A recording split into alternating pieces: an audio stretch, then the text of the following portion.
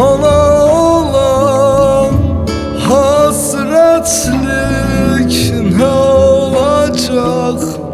Volkan olmuş yanıyorum, son bulmuyor yarım yarım.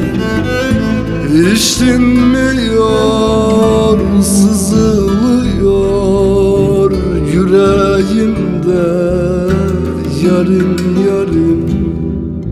Al yarım, vur yarım, merhametin yokmuş yarım. Benim bu çektiklerim senden bana kârmış yarım.